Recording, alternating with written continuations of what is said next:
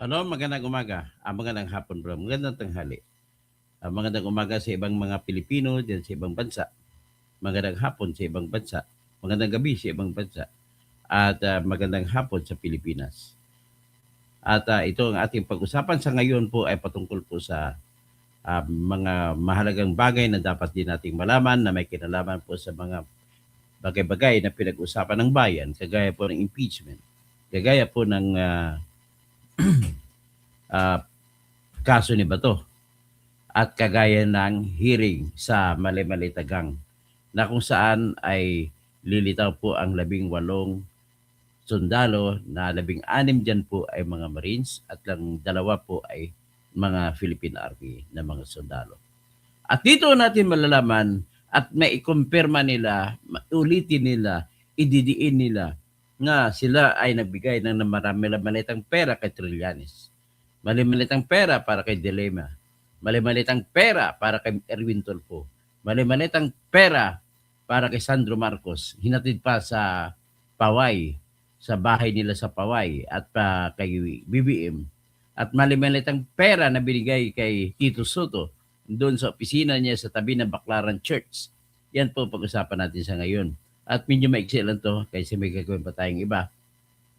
At una, pakinggan muna natin ating musika para kay Sara Duterte na nag-celebrate ng kanyang 48th birthday kahapon para sa ating presidente. Sara, Sara, wala nang iba. Sara, Sara lang pag-asa. Sara, Sara, siya lang makapakulong. Mga kontraktor ubusin niya. Si BBM Sandro ikulong niya. Si Tamba Zaldi ikulong niya. Tapang at malasakit ibalik para bayan ay manahimik. Durugin ang sindikato sa korte, sa DPUA, sa DS Void, sa PhilHealth. Okay, ang kasunod naman ay yung kanta natin paborito natin.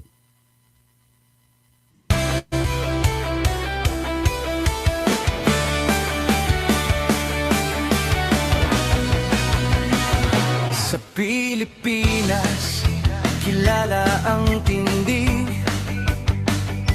Hindi kayang bayaran ni numan ang kanyang prinsipyo. Kapag may inaapi, siya ang nariyan. Kapag may bayaran, siya ang hadlang. Hindi siya tiklop sa pananakot ng iilan. Hindi siya alila ng sinong mayaman. Kung ang kapangyarihan nila ay inaabuso, hinahawi niya yan mano-mano. Kapag ang taong bayan ang nasasakal, siya ang unang sumusugot, tumatagal. Hindi perang sukatan ng halaga, kundi kung sino ang lumalaban para sa masa. Totoo kasing tirador, totoo kasing tirador. Kakapin ang naaapi, kalaban ng sakim na mandarambong. Totoo kasing tirador, At dahil may prinsipyo po ako, ikaw ang walang prinsipyo. hindi kayang Ang pinaglalaban ko po batas. ang Kayo ang kalaban niyo ng si Duterte lang. Yan ang prinsipyo sa inyo, Duterte lang kalabanan niya. Kabubuhan ko yan. Pasensya ko na. Nakita mo na pinagnanakaw-nakaw ng mga manito, ipinsan mo pa. Ano ka ba, upo? mga magnanakaw, Oh, magnanakaw. sa pondo ng bayan. Sa punto ng bayan, hindi ko ba kaawayin yan? Mas kakampihan ko pang Duterte. Kapag Kasi siya wala namang ang probiban ng nanakaw, may nanakaw ng nandyan. Duterte. Bawat piso, bawat Kaya huwag ka na sentimo, magmatumari dyan na wala na akong piso. At walang kailangang piso binayad sa akin sa sagutin piso. sa mata ng tao. So, hindi tapat, wala tapado. Huwag nang itigil, Iba nung talaga ako kayo, talagang naglalaban sa bukan mo kagaya kayo. Ang kalaban nyo lang, Duterte lang. Ang bayan, hindi niya siya siyang pilihan. Kabiguhan ko yan. Kung hindi nyo kaya yan, kamatay na ako kayo. At-resign, good morning po. Kamusta sana? Like and share, subscribe mo mga kabayan. Kung ayaw nyo ipaglaban ang bayan, laban sa mga tulak-tulak, mga BBM at kakamping ko sa BBM. Totoo kasing tirador, kakampi ng naaapi, kalaban ng sakit na buhayan. Ay lang ngayon ang Kasing sa tirador, Marvel, sa tanda ko. kasing Mamon, tirador, mamon.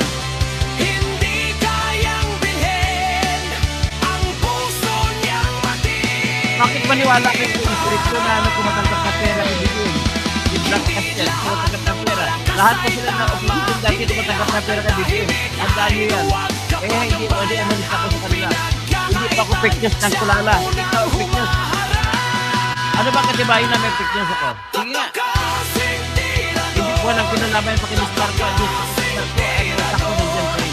kakampi ng Mga bubo kayo talaga. Yung mga bubo kayo, mapakamatay na kayo. Hindi kayo bagay sa Pilipinas. Totokosing tirador, totokosing tirador, sa taong bayan nagtatayo hanggang dulo. Bakit may pinatay pa si Duterte? Pasyon. Bubo sa'yo. Naka-addict ka lang. Naka-addict pamilya mo. Namatayan ka lang. Mga pulis ang pumatay nun.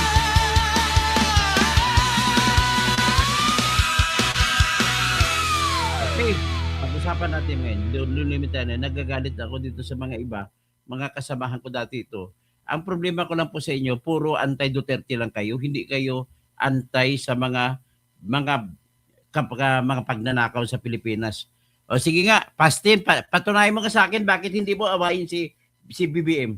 Bakit hindi mo ikondina si BBM? Ha? Rogelio Kakatapado, magkaibigan tayo. Pero bakit ganun, hindi niyo kinukontra si BBM? Mga kayo, wala kayong kwentang mga Pilipino. Ang sinusuportahan niyo mga magnanakaw sa Pilipinas. Kagaya si Trillanes, magnanakaw. Dami-dami niya magnanakaw. Although may nagnanakaw, lahat ng iba. Pero wala pang ang pinakamalaking nakawan na nangyari. Hindi niyo ba alam, lugbok na Pilipinas ngayon? Na dahil sa sinusuportahan niyo pa nagnakaw? Mga kulikot ka talaga kayo. Okay. Kaya I'm proud to be a DDS. Kaya DDS talaga, Sara talaga presidente ko. Manigas na kayo sa buhay niyo. Gandang hapon sa lahat. Yung pagbabati at pag sa akin, nakikinig sa akin, yun lang, ang binabati ko. Yung iba, wala naman akong problema. Hindi po ako bayaran kagaya ng ano. Hindi ako naghabol ng views para lang magsabi ng kasinungalingan. Hindi ako kagaya kay Insurrecto. Kay kung sino pa mga BBM vloggers dyan. Walang ibang pinagbago, pinagkuhan yan. Kunwari, opposition, kunwari, lahat. Para kita mo si Trillanes, kunwari, ganun, pero nakawan ang ginagawa. Kunwari, lahat yan, kunwari. Sa listahan po, yung mga dating hinahangaan ko, si Arlene Brosas, mga makakaliwa yan. Si Franz Castro, si Raul Daniel Manuel, dinilibiran pa ng pera ng mga sundalo natin. Sino ba ituro sa Dilima? Nandyan din. So kaya huwag niyo akong sisihin kung nagkampi ako kay Duterte. Kinakampi ako si Duterte dahil ang batas ay sinasalaula nitong administrasyon ng BBM na kinakampihan naman mga dilawan at mga pinklawan. Tamimi kayo pagdating sa nakawan ni BBM. Para sa confidential fund, 125 million, grabe kayo. Mga putang ina kayo. Ano ba talaga kayo? Pilipino ba kayo? Hindi. Hindi ako po sayang. Ikaw sayang, Pastin. Hindi ka nagbibigay ng tama ng oras mo sa Pilipinas. Ang kinakampihan ng tira mo lang, puro anti-Duterte ka lang. Hindi kong dapat pitayin. Bakit si BBM ba? Hindi mo dapat pitayin? Tarantado kayo. Wala akong pakialam sa inyo. So anyway, pag-usapan lamang sa natin, ito lang sa nakikinig lang sa akin. Wala akong pakialam sa ayaw makimaniwala sa akin. Pero ito po yung katotohanan. Pag-usapan na natin, ano ba talaga yung fugitive? Pag nag-usap tayo tungkol sa ano ba ang fugitive, nag-usap tayo tungkol kay Bato. Ano ba talaga ang force majeure? At ang force majeure ay salitang Latin. Hindi nyo maintindihan ito, papaliwanag natin. At kayo na magdesisyon kung tama ba yung mga sinasabi lang hindi. Kung ano, ito naman, ang isang pag-usapan natin, magkakaroon na po sa June 4, June 1 ngayon, ng Malita investigasyon sa Malita. Masasalaula dyan si Trillanes. Mabubuksan ang pangalan ni Erwin Tulfo. Mabubuksan ang pangalan ni Tito Soto. Mabubuksan ang pangalan ni Lila de Lima. mga pangalan ni Sandro Marcos, pangalan ni BBM, at mga pangalan pa nung iba pa na kunwari akala mo malinis. Yan pala ito matanggap. Yan yung nakikita kung gaano tayo niluloko. Tapos kakampihan na kayo ng kagaya kay Francine. Di ba? Pastin. Si Kaka Tapado. Kakampihan ako yung kagaya kay Kaka Tapado. Ay, nako. Asan ba mas maganda? Mas maganda maigi sa inyo. At bakit? Kinukontra ko kayo. Hindi ko niniwala sa inyo kasi hindi nyo kinukundina ang pagnanakaw ni Marcos. Hindi nyo ba alam na sobrang mga bagsak na tayo ngayon?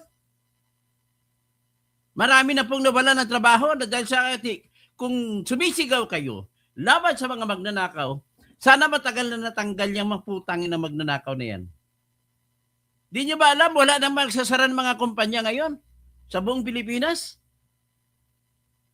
Kayo, mga OFW kayo, kaya may trabaho kayo, pero yung mga kababayan nyo, kamag-anak rito sa Pilipinas, yun ang kawawa. Panahon na ngayon para tigbakin yung grupo ni BBM, pati grupo ni Lila de Lima, yung mga dilaw-dilaw ko nyo. Ay, mga putangin na kayo.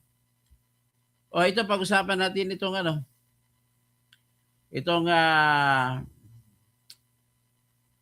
pakita ko lang muna unahan natin sa investigasyon. Sa investigasyon po, ay tatawagin ni Marcoleta ang lahat ng sundalo.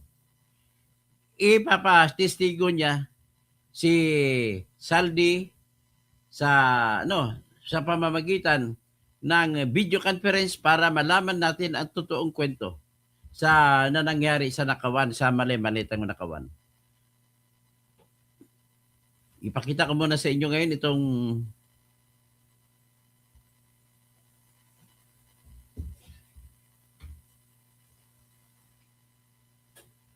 ayan, yan ang pangako nila, patistiguhin si Saldico. So ano kaya ang ekspektasyon nyo kung pupunta si Saldico, kung titistigo siya sa online? Sigurado ako na marami naman siyang masasabi. At kapani-paniwala ang kanyang testimonya dahil po sa siya ay doon siya nanggaling. Ang kanyang ikikwento at tungkol sa kung paano ninakaw. Sigurado tayo alam niya kung paano ninakaw. Kasi isa siya sa kasangkapan sa pagnanakaw nun. At natuwa lamang tayo at siya nagsisisi. Kaya dapat kayo mga kunwari makakaliwa, magnanakaw din. Ay huwag na kayo magsalita rito kung magnanakaw lang pala kayo. Kagaya mga tao na kinukurap ni Romualdez, si Romualdez pa speaker, marami sila, mga lahat makakaliwa, lahat yan sila na bumuboto laban kay Sara, kinukurap ni Kwan yan, binibigyan ng pera. Ngayon, pinapasa ni Romualdez ang pagkukurap sa sistema, nandun kay Sandro. Kaya lahat po na bumoto na impeach si Sara Duterte ay binigyan ng pera yon. At may alam ako, kausap ako ng isang congressman na hindi bumoto. Ano na ngayon? Wala na siyang programa. Hindi na ni-release ang kanyang programa na for later release only. At mga MOOE na yan, mga maintenance and other operating expenses na yan, palalakihin sa mga congressmen na bumoto laban kay Sara. Kaya yan naman ang dahilan kung bakit bumoto yung mga taga Mindanao na yan, na bumoto laban kay Sara. Kayo mga botante dyan sa Mindanao, huwag na niyang iboto mga yan. Ikampanya natin na huwag na silang iboto mga congressman na yan. Feeling nila kaya kayong busala ng pera na sa sunod pag-election sa 2028 ay bibigyan lamang kayo ulit ng pera ay bubuto na kayo ulit sa kanila. Ang pera na ibibigay sa inyo ay galing yan sa perang binigay sa kanila para kapalit ang boto nila laban kay Sara. At ang problema pa nila dito, hindi nila kayang talunin si Sara sa Senado. Sigurado ako kasi ang unang-unang ebidensya nila ay walang kwenta. Bilang ako isang aral na sanay na trial lawyer, alam ko yung ebidensya na tatalab, alam ko yung ebidensya na hindi tatalab. So ito ngayon po, tingnan natin kung paano ito ngayon. Si Saldico ay papakita sa Blue Ribbon Committee. At kasama sa titingnan ng unang-unang mga proyekto na niluloko ay ang proyekto ng mga tingog party list. Tingog ni Romualdez, nagpakasasa nag-abuso talaga siya sa kanyang kapangyarihan at ang kanyang Tingog Party List ang kumuha ng lahat ng pera na talagang dapat i-proyekto ng House of Representatives. Sa Ilocos Norte naman, yung mga pumunta dyan, mga Diskaya family ang kumontrata sa napakaraming kontrata dyan sa Ilocos Norte. Kaya yan po ang dahilan, ang totoong dahilan kung bakit pinipigilan nila na magiging state witness ang dalawang Diskaya na mag-asawa. Kaya kasi alam ng Diskaya kung gaano ang mga transaksyon sa mga proyekto diyan sa Ilocos Norte. Sa Leyte, sa kay Martin Romandes, sigurado sa Batangas naman kay Edwin Guardiola. At sa Laguna, ang dami diyan kay Arrogancia. So mga ladies and gentlemen, yan po ang inaasahan natin sa pag-umpisa ng Senate hearing sa June 4. Hindi ko alam kung dadalo si Erwin Tulfo sa hearing sa Maleta sa June 4. Isa po sa titingnan pag-usapan ay yung hinatid ng mga Marines sa Green Hills sa bahay po ni Erwin Tulfo na mga medium size na maleta, 6. So yan po ang pag-usapan natin. Kaya galit na galit itong Erwin Tulfo. Yan po si Erwin Tulfo. So, Senador ad hominem, nagalit siya ng sinabi ni Arcolita, dapat may alam lang sa legal ang dapat makipag-participate, makipag-debate. Siya daw, hindi siya kabindalo naman ang alam niya eh. So ngayon, ito na ngayon ang pag-usapan, ang 6 na medium size na maleta na tinanggap ni Tulfo, maungkat na ngayon sa Blue Ribbon Committee. Bagamat mariing tinanggi noon ni Erwin Tulfo ang aligasyon at tinawag itong walang kabasihan, posibleng muling mabuksan at malalapit sa Blue Ribbon Committee hearings ang umanay pagtanggap niya ng 6 na medium-sized na maleta kung ipapatawag at papayagang tumistigo ang mga membro. Papatawag po yan ni Marcolita. Wala sila pong magagawa niyan. Si Mr. Ad hominem. Tapos kung ikaw bumanat kay Leni Robredo noon, kay Risa Hontiveros, kay Kiko Pangilinan, grabe mga ad hominem mo kung magsalita ka. Tapos ikaw, rereklamo ka ngayon, sinabihan ka lang na wala kang aral sa batas. Grabe ka. So yan po ang ina-expect natin ngayong 18, ladies and gentlemen. So hopefully, that will turn out to be good. Ilagay natin sila sa hotspot. Bantayan natin kung ano maging reaction kasi senador din siya. At siyempre, pag senador siya, mapag-usapan ngayon, mapagbibigyan siya ng pagkakataon na magsalita doon. Ganun po ang mangyayari dyan. Kaya tingnan natin kung ano mangyayari sa kanila. So, ito naman, ang salita mo, Christian Fernandez, wala kang basihan sa pinagsikwento ni mo. At kukwento mo, mali-mali ka po. Wala pong malita kay Defensor. Christian Fernandez, Christian ka pa naman. Ay, kakahiya ka. So, ito na ngayon, si Efren Guhelde, sino pa iba, Franklin Lugi, lahat ng naniwala sa kalbong ito, mga bubo, ay, nag-aya na nga hominem, tinawag mo ako na kalbo.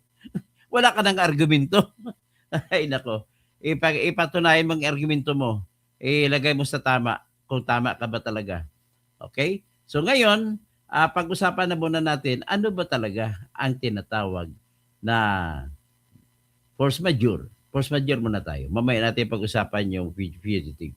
Ang force majeure po ay nababase po sa general meaning dyan sa civil code po yan ginagamit. Ang force majeure, para lamang mapapaniwala ko kayo, okay, nag-research po ako sa AI at ipakita ko sa inyo ang definition na binigay ng AI, Artificial Intelligence.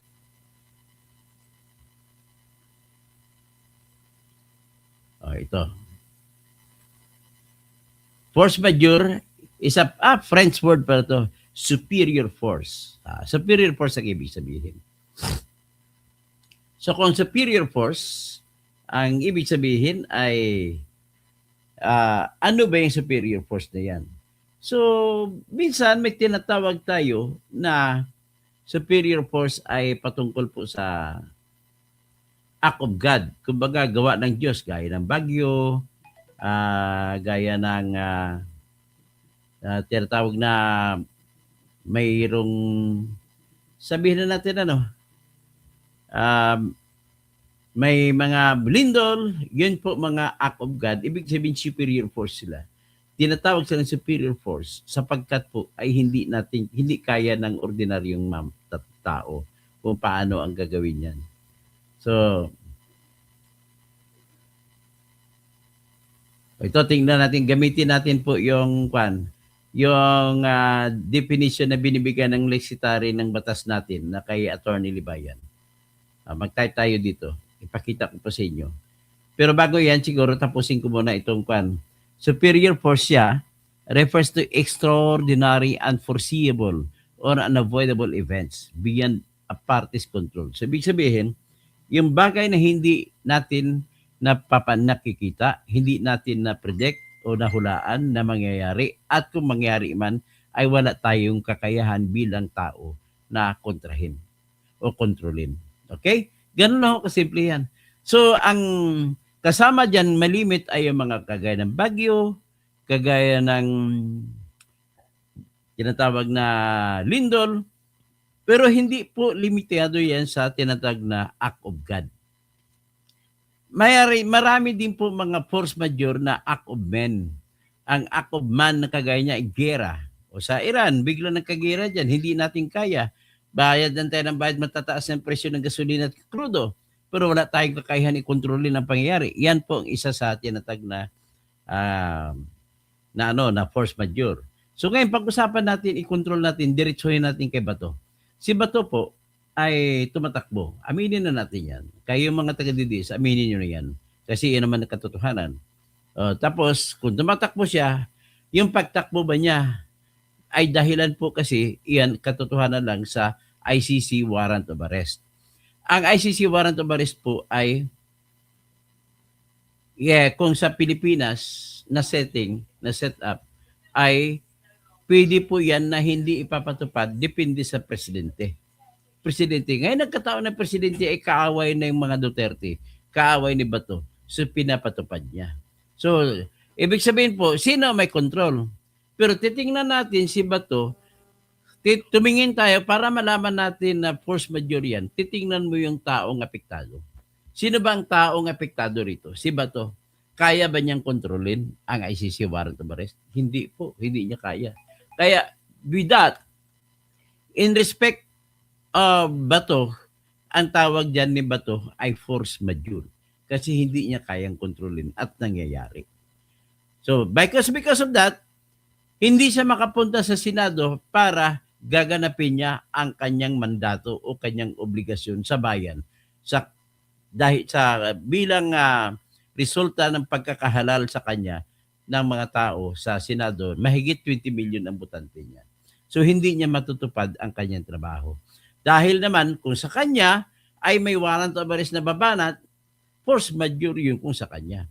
Ngayon pag-usapan natin si Jinggoy naman ay palalabasan ng kaso ng Sandigan Bayan halimbawa. Pero sa ngayon wala pa naman siyang warrant of arrest patungkol po sa plunder. Ang warrant of arrest pa lamang niya ay patungkol po sa kasama sa plunder case yung malversation na nakapagbayad na siya ata ng ng piyansa na 90,000 pesos. Hindi ko alam kung malversation na, pero malamang ayon po ay violation of Section 3, Paragraph E of the Republic Act 3019.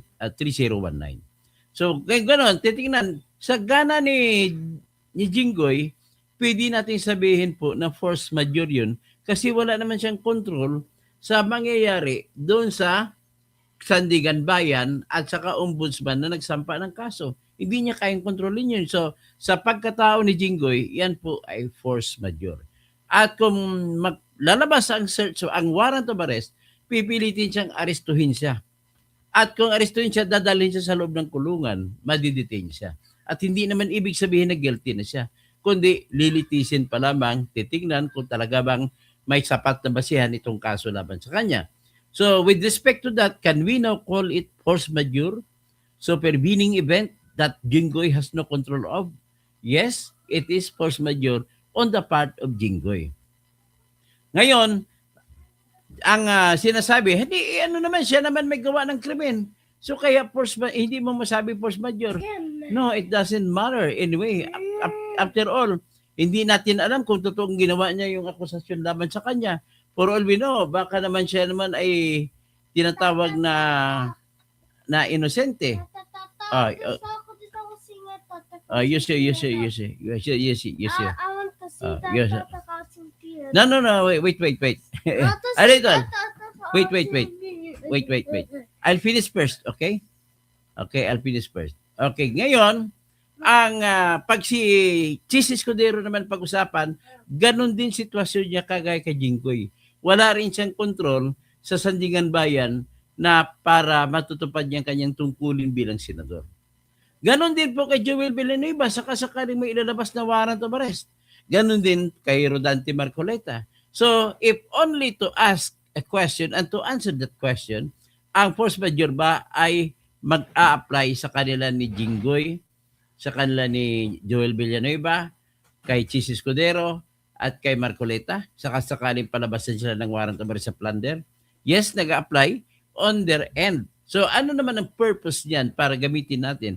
Ang purpose lamang po niyan ay para mag-apply naman yung tinatawag na pag-amyenda, pagbabago ng pamantayan ng rules of procedure sa Senado. Ang tanong lamang dyan, pwede ba natin paatinin sa ating sesyon yung mga senador na may mga kaso na nakadetine?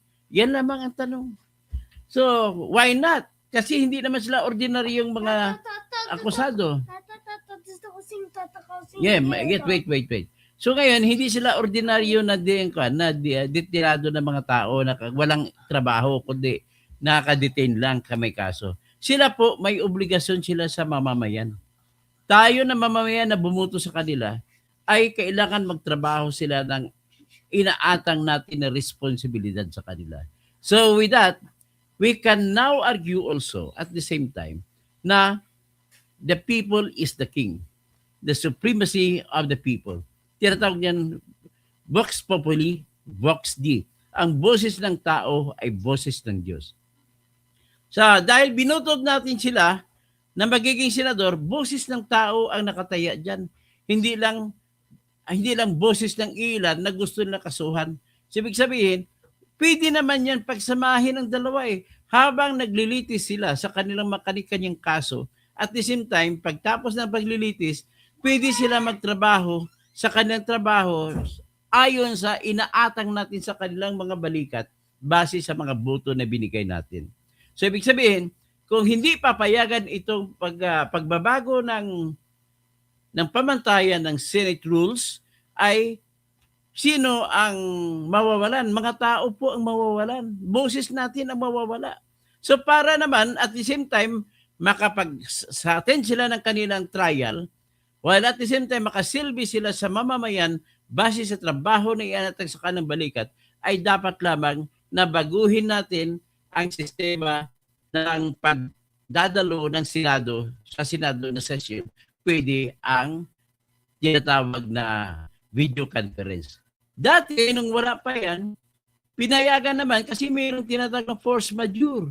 Yung force majeure sa panahon na yun, yun yung COVID. Hindi makokontrol ng tao ang COVID. Kaya nangyari, lahat ng senador noon, kung mag-session sila, pati congressmen, ay nasa video conference na rin. Ang ginagamit nga ng House of Representatives, kasi napakarami nila, ay ginagamit nila po ay Zoom. Ang Zoom kasi maka-accommodate kahit hanggang 200 o 300 or 500 people. So, ngayon, kung gano'n ang mangyayari, dapat naman gaganon din ang mangyayari para at the same time, while serving the ends of justice sa kanilang mga kaso, ay at the same time, they are also serving the ends of the people who voted for them to be senators. Yun lamang po ang aking hinahabol dyan. So, ibig sabihin, walang ibang ibig sabihin ng force majeure, hindi kagaya ng malisyoso na binibigay ni Christian Esguerra kasi bumabaha daw ng kabangmangan at bumabaha ng mga nakawan dyan sa Senado kaya may force majeure. Christian Esguerra, hindi po naging maganda yan sa iyo. You are a respected man. You are stooping down to that level. That is not, ang gusto mo nang mangyari dyan, magpapatawa ka lang. At magbabiral po ko, no? I beg your pardon, hindi po yan dapat sabihin ng isang dignified na journalist gaya mo. Nevertheless, Let us now talk about fugitive. Fugitive na ba? Ibig sabihin fugitive from justice, yung ang simpleng ibig sabihin lang yan ay tumatakbo ka dahil may kasong krimen ka. At ayaw mo managot sa kasong krimen mo. Yan pong ibig sabihin sa Tagalog ng fugitive. Pero kailan ba dapat magiging fugitive? Kung titingnan natin, may sarili tayong kaisipan. Common sense. Sa common sense, ay tumatakbo ka, ayaw mo, bakit ayaw masagutin? Yun, fugitive from justice. At last, at large ka. Pwede kang tawagin wanted. Yan, pinakamagandang word, wanted. Pinaka mas maintindihan natin ang salitang wanted kaysa fugitive. Ngayon, ang fugitive po, dalawang uri. Ang isang uri ng fugitive ay aarestuhin ka ng mga pulis, hindi ka napapakita, nagiging fugitive ka. Pagkatapos, kung ikaw ay hindi ma-aresto, ay yun ang wanted ka, fugitive ka pa rin at the same time. Pero sa mata ng batas, dalawa pong implikasyon ng fugitive. May fugitive na hinahabol ka, na hindi ka napapahuli, at may fugitive na ang pakay lamang ay papayagan ka ba na magsampa ng motion o maghingi ng mga remedyo galing sa korte. Yon, dalawang uri. So dalawang uri po yung fugitive. Sa unang fugitive, kapag inaaresto ka ng pulis, dineklara ka ng pulis o dineklara ka ng Secretary of Justice kagaya kay Bato, dineklara siya ni Secretary Frederick Vida na fugitive, ay fugitive siya sa mata ng mga humahabol sa kanya. Pero ang tanong naman, being that fugitive as such, sapat na ba yan na basihan na hindi na siya papayagan magsampa ng mga motion para sa kanyang solusyon sa kanyang legal na problema? Hindi po. Ang isang uri ng fugitive, yan tinatawag na judicial fugitive. Ibig sabihin, ng judicial fugitive, yung korte mismo ang nagdeklara na fugitive siya. Ngayon, ang korte lamang na pwede magdeklara ni fugitive ang isang akusado ay yung korte na may jurisdiction sa akusado. Kagaya niyan, nagkakaroon ng jurisdiction ng isang korte sa isang akusado kung ang kaso ng akusado ay nandun sa korte na yun. O di kaya, sa korte na yan na may jurisdiction sa pag-apila, kagaya sa Balyacar, sa Bacolod City naman ang kanyang kaso ni Rick Janson, ay inapila nila hanggang sa Supreme Court dahil may jurisdiction ang apila sa Bacolod na RTC. So nagdeklara sila na fugitive ang grupo nila na magkakapatid, 4 na magkakapatid na mga Janson children. Si Rick Janson, no? Kilala ko yung personal.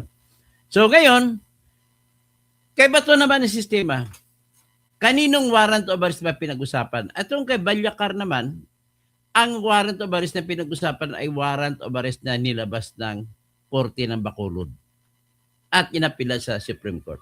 So ibig sabihin, walang question na yung warrant of arrest na laban sa Balyacar case ay lokal. Ito naman kay Bato, ang warrant of arrest na pinag-usapan ay ang International Criminal Court. So, until may problema tayo, ito naman ang katotohanan. Ang katotohanan na yung warrant of arrest ay yung nanggaling sa ICC. Ngayon, ang katotohanan din na isa ay ang isang katotohanan din po ay yung katotohanan na hindi pa klaro kung legal ba ang ICC warrant of arrest. Yan. So, tingnan natin sa decision ng Supreme Court nakaraan lamang. 951.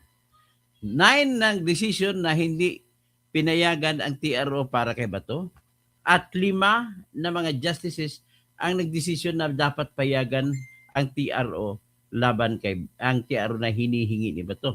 At ang isa ay yung si Justice Japar de Maampao na absent siya noong panahon na yun. Okay. So ngayon, sa 5 justice na nagsalita na pwedeng bigyan si Bato ng pansamantalang kalayaan sa pamamagitan ng temporary restraining order ay nagsasabi na walang jurisdiction ang bawal na tanggapin ang ICC na warrant of arrest. Yan ang kaisipan ng 5 justice. Sa kaisipan naman 5 justice, hindi lahat nagsasabi na bawal. Kundi ang gusto lamang ng siyam ay hindi muna natin bigyan ng TRO si Bato kasi kasama yan sa main case na pag-usapan natin kung talagang dapat ba nating tanggapin ang ICC warrant o hindi. Yan po ang katotohanan ng buhay.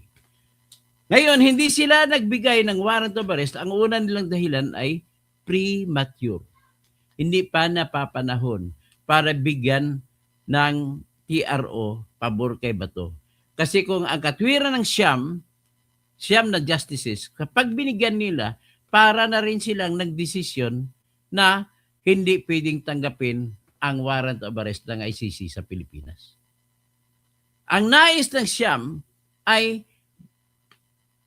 determinahin nila muna, magdesisyon muna sila kung dapat man tanggapin ang warrant of arrest ng ICC o hindi. So sa panahon na magdesisyon sila na hindi dapat tanggapin, automatic, tanggal na yung kaso laban kay Bato.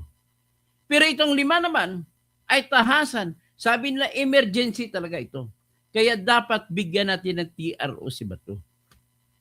So kung dapat natin bigyan ng TRO, hindi nila ginagalang na tahasan, nagdesisyon na sila, pwede natin sabihin na premature na pa lang ay nagdesisyon na itong 5 na tahasan na walang jurisdiction ang Pilipinas na magpapatupad ng ICC warrant of arrest. Ganun po yun. So ibig sabihin, magtatanong tayo, fugitive na ba si Bato? Sabi ko nga kanina, fugitive in the eyes of the enforcing officers, yung mga nag-aristo. Fugitive si Bato doon. There's the question with that. Diniklara na nila. Ang tinatanong lamang natin ay judicial fugitive. Fugitive ba siya para sa usapin kung papayagan pa siya humingi ng remedyo sa korte o hindi? Hindi pa siya fugitive sapagkat napakasimple lamang po ng dahilan. Marinig dito ng mga kapwa ko naging abogado, mga judges dito na nakikinig sa akin, mga justices, si Justice Densing, mga magandang hapon po. So kayo po na mga aral sa batas na sinasabi ni Marcoleta na may legal background. Okay. Ay alam natin na hindi pa fugitive si Bato sa mata ng Supreme Court at pwede pang tanggapin ng Supreme Court ang kanyang motion for reconsideration. Kasi kung fugitive na sa mata ng Supreme Court, hindi na pwede tanggapin ang kanyang motion for reconsideration para sa pagdidesisyon kung talagang dapat bigyan ba siya ng TRO o hindi. So, having said, sure ako dyan sa sinasabi ko na tatanggapin ng Supreme Court ang kanyang motion for reconsideration. In fact, hindi pwedeng bitawan ng Supreme Court ang obligasyon nito na desisyonin, bigyan ng desisyon yung main case. So kung mag-decision siya sa main case, ang pag-usapan kung may jurisdiction ba ang ICC warrant na ipapatupad sa Pilipinas, o sabihin natin na obligado ba ang Pilipinas na magpapatupad ng ICC warrant o hindi. At dapat pang ipapatupad ng Pilipinas ang ICC warrant o hindi sapagkat hindi na tayo kasapi. Yan po ang usapin na naghihintay na desisyonan ng Supreme Court sa kaso ni Bato.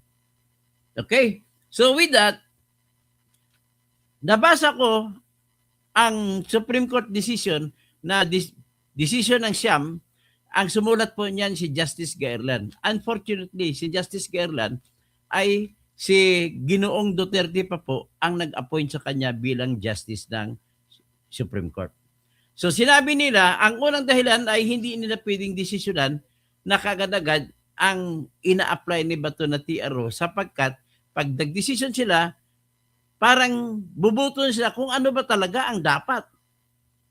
Obligado ba? Dapat bang ipatupad ang warrant of arrest o hindi ng ICC? Yan ang unang nilang rason. Pangalawang rason ay sapagkat naman ay binigyan naman ng proteksyon ng Senado si Bato. Yan ang pangalawang rason nila. So hindi dapat magpadala palabas sila ng temporary restraining order dahil kinupkup naman ng Senado si Bato. Yun ang nangyari, nang linabas ng desisyon, wala na si Bato sa Senado. Ang pangatlong dahilan na ginagawa ng Supreme Court para hindi bigyan ng TRO si Bato ay total, nag-anunsyo naman noong May 13, nag-anunsyo naman sa Facebook Live si BBM na wala siyang inutusan na na-arestuhin si Bato. With that, pinanghawakan ng Supreme Court na hindi dapat arestuhin si Bato. So, iyan po ang sitwasyon noong panahon noong nagdesisyon ang Supreme Court na ibasura ang hiningi ni Bato na TRO. Pero ngayon nagbago ang sitwasyon. Nag-completely reverse. Nagpahabol pa sa buong Pilipinas na manhunt operation. Arrest Bato. Tawag parang dead or alive. Ngayon, di ba, nilusob ng bahay niya sa Santa Cruz. Nilusob sa Angeles, Pampanga, pati mga kaibigan ni Robin Padilla na dadamay sa kanyang kaso. Pinapasok ng mga pulis at NBI mga bahay. So, this time, sigurado na may delikado na sa buhay ni Bato. Noong panahon na nagdesisyon ng Supreme Court, wala pang kasiguruhan. Pero ngayon, delikado na. At pangalawa, nag-anunsyo pa si Acting Justice Secretary Frederick Bida na i-arestuhin ng NBI at mga pulis itong si Bato. So, yan po ang sitwasyon. So, with that, hanggang dyan na muna po ang ating mga live sa ngayon. At siguro naman, naintindihan nyo na. Mag-recap lang ako. Una, pinag-usapan natin ang force majeure. Ang ibig po sabihin ng force majeure ay French word na may mga bagay na nangyayari na hindi kontrolado ng apektadong tao. At dahil dyan, kailangan hindi na siya makakatupad sa kanyang obligasyon. Originally, sa civil law concept lang yung ginagamit yan. May utang ka sa isang tao at dahil halimbawa, nagkaroon ng batas na wala na munang bayaran ng utang, nagkaroon ng COVID, all right, may grace period. So, yan ang force majeure. Yung mga lahat ng pinag-utangan ay hindi pwede mangolekta during COVID times because may batas na ginilabas at tinatag na Baho 1 at Baho 2. Bayanihan to Heal as One Act. Okay, yan po ang halimbawa ng force majeure. Ina-apply lamang po sa mga utang-utang dati. Sa ngayon, ginagamit na po yan sa mga criminal matters. Kagaya nito, actually hindi pa criminal, no? Ang apektado lamang dyan ay si Bato, si Chis Escudero halimbawa kung makulong siya, si Jingo Estrada kung makulong siya, si Joel Villanueva kung makulong siya, si Marcolita kung makulong siya. Na kung habang sa kulungan sila, ay pwede pa rin silang gumanap ng kanilang trabaho bilang senador sa pamamagitan ng video conference. Ang tanong, pwede ba yan? Sagot, pwede po yan. Kasi at the same time, the people is the king. Ang batas ay tao. Ang tao dapat sundin. Ang tao nagluklok sa kanila dyan para magtrabaho. Ganon, hindi po pwedeng saklawan ang boses ng tao ng boses ng kaso lamang. So, if they can be done at the same time, why not? Di ba? Wala namang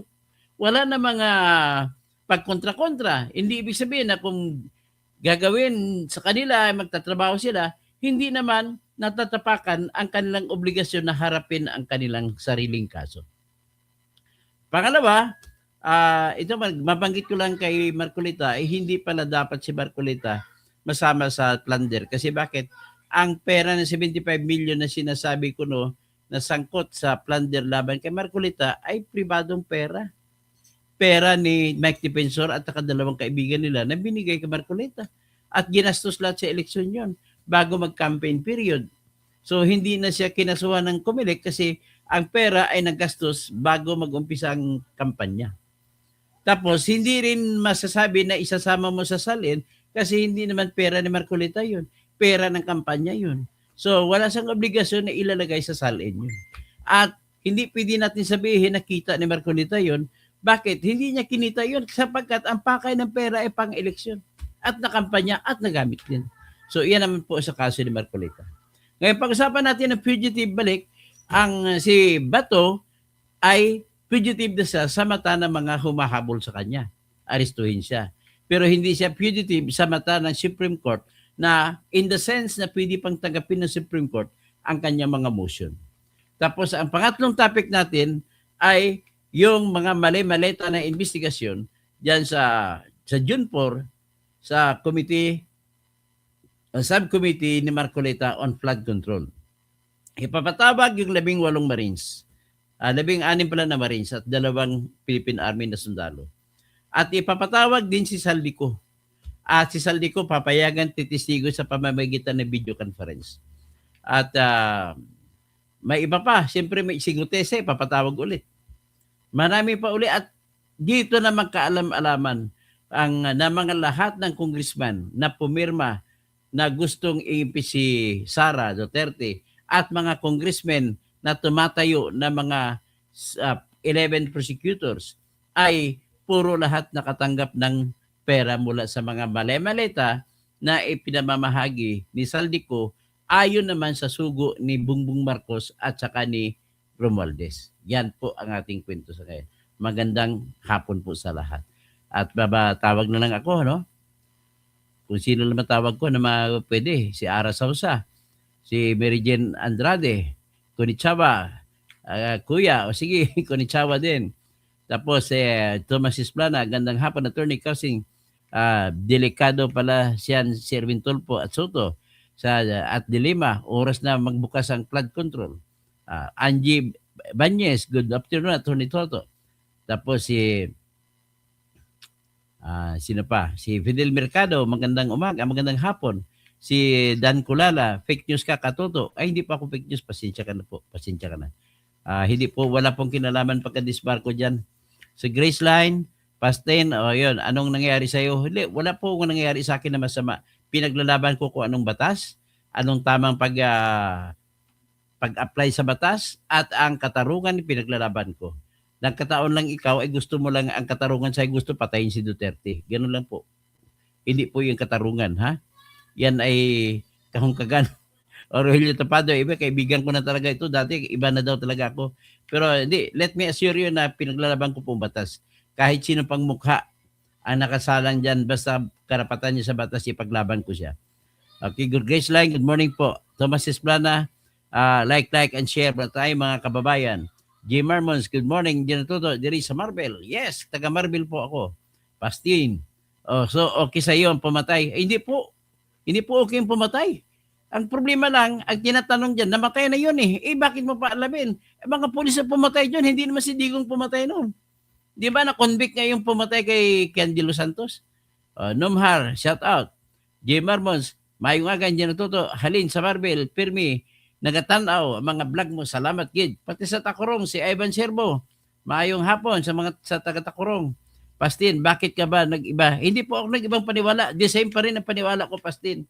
We have to keep our faith in law and we have to defend the law if the law is being bastardized like what they did in arresting Duterte without even a warrant to arrest. Tapos local na warrant to arrest, hindi pwedeng ICC warrant. So LITD, good PM Sir Toto. So Laisel Valdon, hi Sir Toto, gandang hapon diyan sa Pinas. I'm watching here in Dubai. Ingat ka po lagi diyan. Lalo na sa advocacy mo, ipaglaban ng mga korap sa bayan. Sip-sip kasi, sino mong sip-sip? Hindi ko alam sinasabi mo kung sino sip-sip. Hindi pa ako naboto sa Pinas, pero tama lang po tayo. Tama po ang lalaban ko. Ilapaglaban natin si Duterte kasi mali ang pagka-aresto sa kanya. Kidnapping po yun. Rogelio Kakatapado, hindi ako maka-Marcos. Toto, alam ko kung hindi ka maka-Marcos, pero bakit hindi ka sumisigaw ng laban kay Marcos? LTD, Ben Miranda, correct, BP Sara talaga mananalo. Mananalo talaga si BP Sara, wala tayong magagawa dyan. Veronica Santillan, tangalista, mga yan, Toto, Kausing, huwag mo na silang pansinin. Good afternoon po, Attorney Kausing. Naka Chinese character, hindi ko makilala kung sino to. Paano ba mayroon magtinatawag na translation? Thomas Esplana, wag mo nang patulan mga yan, wag mo nang ibaba sarili mo sa mga bangag na dilawan. Iwanan na natin mga yan. Pastin, sayang ka to. Hindi po ako sayang. Ang galing ko po ginagamit ko para sa bayan, para ipaglaban ng batas na kailang sinasalaula. Pasensya ka na. Kung hindi mo kakonforme, wala na akong magagawa dyan. Nasa pag-iisip mo na yan. So, LITD, tama. Mary Jane Andrade, Idol Toto, Tirador. Pretty Vicious, hi po. Tapos Charlie Ilagan, Pretty Vicious, tama na po. Veronica Santillan, hello Toto Kasing. ang puso mo, relax lang. Need ka namin na makasara Duterte. Okay? Sa si LTD, Franchi Bilakbiklos, sino pang iba? Marami na. Si A.D. Boris, good job, Attorney Toto. Sara tayo 2028. Sino pa? Veronica Santillan, si Kyle Medina, sinong Brave 18, yung mga nagtatago. Hindi, lalabas lang, hindi sila nagtatago. Si Junet Kausing, Salong Gasakal, Dr. Attorney Toto, this government of BBM is very active. If the issue is about Duterte and Ali, bakit ganito? Veronica Santillan. So Amil Mutalib, alhamdulillah, pagari. Dr. Attorney Toto Trotsky, bubong malibag ang company are doing the Apolakay moves but much brutal. Tapos sino pa? Rinangan, puro na lang ganyan. Di nga paliwanag ni Sara kung saan napunta. Ay, paliwanag na po kung saan napunta. Ikaw lang hindi nakikinig. Normal. Sana nga, Sir Toto, walang kudita mamayang hapon. Wala, hindi po. Saan ka makakita ng kudita sa Senado? Inaanunsyo. Hindi na tawag kudita, inaanunsyo eh. Pinagbanggit. Hindi ako niniwala na makuha nila. Ganun lang po. Chrissy Brook, big like Dan, Evita Scanlar, Kausing, watching from Mawab, Davao de Oro, Tatak sa Batoyan. Tapos Amil Mutalib, hintayin na lang natin labas ng kalamay ni Tonyo. Chrissy Brook, paano pag mapilitan ulit ang majority? Mapalitan, hindi po mapalitan. Ginaline Isaac, nasa katraidoran na po ginagawa ng minority yan. Halata na po sila. Ang gusto lang naman nila ay ma-serve yung kagustuhan nito ni BBM. Kaya hindi na gusto niya yung majority na bago mapalitan pa. Sabi ni Frank Lugi, ulol, isa kang bayaran. Hindi po ako binayaran. Wala pong bayad sa akin kahit piso. Bugsadam, good afternoon. Sultan Abdul Kamar Salapi, ayaw maniwala siya na disbar ka nga. Disbar nga ako eh. Wala tayong magagawa. Nadisbar ako eh sa pakipaglaban sa corruption. Daryl Hispano, inutil na vlog. Inutil ba? Di huwag ka na makinig. Ganun lang simple. Bakit nakikinig ka pa? Frank Lugi, lahat ng naniwala sa kalbong ito, mga bubo. Di, hanggang dyan ka lang. Wala ka naman paliwanag. Bakit hindi maniwala sa akin? Efrain Guelde, Christian Fernandez, ebidensya, kailan di bunga kay Defensor nakita. Hindi po kay Defensor nakita malita. Asan mo nakita? Asang ebidensya mo na kay Defensor nakita? At tinatag mo ko traidor ha. Rogelio Kakatapado, magiging mahinahong ka. Pag-isip ka na malalim. Ipaglaban mo ang lahing kabalin. Kung si Marcolita, bakit nakabalin mo ay bakit nandun? Mag-isip ka. Blay Baldas, kaya pala nagkagalaiti si Eristolfo, may pera din palang kulimat. Tama. Ron Ruda, daming papatawag si Senator Marcolita. Tapos, who is perfect? Doc, okay, yan lang, kalbo. Okay lang yan, kalbo. Okay lang yan ako. Kadakin, didiis lang ang maniwala sa book. Okay lang po, kahit na didiis lang maniwala sa akin, okay lang. Walang problema. Parehas kayong kalbo, takot din siguro. Hindi po ako takot. Sharon, tapos Sharon Molero, walang kwentang usapan. Hindi, huwag ka na makinig kung walang kwenta. Si Helen Baguio, tapos Jenny Balmoria, morning dyan sa kamag-anak ko, nandyan sa Palawan. Okay lang po ang iyong pinsan. Salamat daw, sabi niya. Nakikinig siya. Hello, brother Jackie Chan. Mr. Ramal Distambi, good morning. Katoto, Jopi, problema sa mga kamuti na minority, walang laman ang utak. Tama po. Romel Bengson, naimbang malim. Kayla may media, sige, lokohin mo sarili mo. Sino bang luluko? Masarili kang batas, papabor sa iyo. Kayo po hindi kayo niniwala sa batas, yan problema sa inyo. Naku, Toto, sayang ang galing mo. Hindi po ako sa sayang. Ang utak ko po ginagamit ko po, kaka. Pasensya ka na kung hindi ka maniwala sa akin. Well, I cannot do otherwise than to consider you as force majeure. Raymond Ribucas, bato is fugitive. But sinabi ko fugitive sa mata ni Bongbong Marcos. Pero hindi siya fugitive sa mata ng Supreme Court. Okay? Astra Kausing, good morning. Kyle Media, may peace po na lumalabas sa ilong nyo. Ipisan, wala po. Kwento mo lang yan. Haki Manong Giring. Hoy, bato, hinahanap ko na. Bendalo ka ngayon. Astra Kausing, silent Marcialo na ngayon. Roger Soliano, Dr. Toto Laban, saludo ako sa iyo. Tapos Roland Stevie, Raymond Ribucas, Alegre, Caron, Senado, Bay Kudita at Mahulihan. God save the Philippines. God save Sara Duterte. Okay? Sino pa? Panalo si Bato dyan kasi pag pinayagan ng nila ICC para sinabi na rin ICC Justice na wala ng silbi. Parang sinabi niya Supreme Court wala ng silbi. Dapat ibalik hanggang dyan lang tayo at magandang hapon po sa lahat. Yung hindi ko conforme sa akin, okay lang po yan. Walang problema. Winston Santos, may buhok pa ata nakalabas sa ilong nyo. Ayun. Ito mga kwento na yan, Winston Santos. Yan po mga kwento ng mga taong walang argumento. Ha?